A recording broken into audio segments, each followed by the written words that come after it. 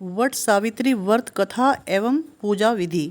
भारतीय परंपरा में स्त्रियां अपने पति की लंबी आयु और सुखद वैवाहिक जीवन के लिए वट सावित्री व्रत सौभाग्य प्राप्ति के लिए एक बड़ा व्रत माना जाता है। यह सौभाग्य और संतान की प्राप्ति में सहायता देने वाला व्रत माना गया है। यह ज्येष्ठ कृष्ण अमावस्या को मनाया जाता है। वट सावित्री व्रत में वट और सावित्री दोनों का विशेष महत्व होता है। सावित्री का अर्थ वेद माता, गायत्री और सरस्वती भी होता है। इस व्रत के साथ सत्यवान और सावित्री जी की कथा जुड़ी हुई है, जिसमें सावित्री जी ने अपनी तपस्या, संकल्प और श्रद्धा से यमराज से सत्यवान के प्राण वापस ले लिए थे। महिलाएं अपने पति की आयु और प्राण रक्षा के लिए इस दिन इस व्रत को करने का संकल्प लेती हैं। इस व्रत को करने से सुखद और संपन्न दाम्पत्य जीवन का वरदान मिलता है। इसी के साथ वट सावित्री व्रत पूरे परिवार को एक सूत्र में बांधे भी रखता है। बरगद के पेड़ की ही पूजा क्यों की जाती है? वट वृक्ष बरगद या बरगद को एक देव वृक्ष माना जाता है। पुराणों में यह स्पष्ट किया गया है कि ब्रह्मा, विष्णु, महेश और स्वयं सावित्री भी वट वृक्ष में रहते हैं। कहा जाता है कि प्रलय के अंत में भगवान श्री कृष्ण इसी वृक्ष के पत्ते पर प्रकट होते हैं। इस वृक्ष के नीचे बैठकर पूजन, व्रत, कथा आदि सुनने से मनोकामना पूरी होती है। बरगद और पीपल के नीचे स्थापित किसी देवी देवता की मूर्ति की उपासना का प्रभाव बहुत बढ़ जाता है।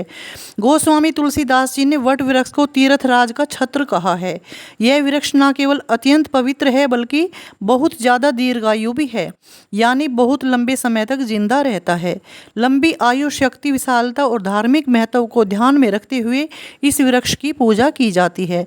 साथ ही पर्यावरण को ध्यान में रखते हुए भी इस वृक्ष को इसका महत्व दिया गया है, क्योंकि बरगद का पेड़ सबसे ज़्यादा ऑक्सीजन देने वाले पेड़ों में शामिल है।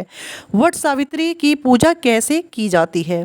वट सावित्री की पूजा की विधि अलग अलग स्थानों पर अलग अलग है। नंबर 1, सुबह सुबह स्नान करके निर्जल रहकर इस पूजा का संकल्प लें। सत्यवान और सावित्री जी का ध्यान करते हुए वट वृक्ष की जड़ में जल डालें। फूल, धूप और मिठाई से पूजा करें। इसके बाद कच्चा सूत लेकर वट वृक्ष की परिक्रमा करते जाएं। सूत को तने में लपेटते जाएं और कम से कम 7 बार परिक्रमा करें। इसके बाद हाथ में भीगे चने लेकर सावित्री और सत्यवान की कथा सुने और सुनाएं। फिर भीगे चने, कुछ धन और वस्त्र अपनी सास को देकर उनका आशीर्वाद लें। वट वृक्ष की कोंबल खाकर या नींबू पानी पीकर उपवास समाप्त करें। और नंबर 2, सुबह सुबह स्नान करके निर्जल रहकर इस पूजा का संकल्प लें। पूजा स्थल पर रंगोली बनाकर अपनी पूजा की सामग्री वहां रखें। अपने पूजा स्थल पर एक चौकी पर लाल रंग का कपड़ा बिछाकर उस पर लक्ष्मी नारायण और शिव पार्वती की मूर्ति स्थापित करें। सबसे पहले गणेश जी और माता गौरी की पूजा करें। इसके बाद बरगद के वृक्ष की पूजा करें। पूजा में जल, मौली, रोली, कच्चा सूत, भिगोया हुआ चना, फूल और धूप का प्रयोग करें। कच्चा सूत लेकर वट वृक्ष की परिक्रमा करते जाएं। सूत को तने में लपेटते जाएं और कम से कम 7 बार परिक्रमा करें। इसके बाद हाथ में भीगे चने लेकर सावित्री और सत्यवान की कथा सुने और सुनाएं। भिगोया हुआ चना, वस्त्र और कुछ धन अपनी सास को देकर उनका आशीर्वाद लें। वट सावित्री व्रत वाले दिन कुछ विशेष प्रयोग।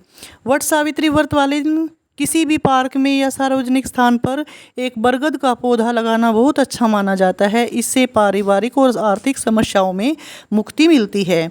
इस दिन किसी निर्धन सौभाग्यवती महिला को सुहाग की सामग्री दान करना बहुत अच्छा माना जाता है। कहा जाता है कि लाल सिंदूर उसी सौभाग्यवती स्त्री को दान करना चाहिए जिसके साथ अच्छे संबंध हो।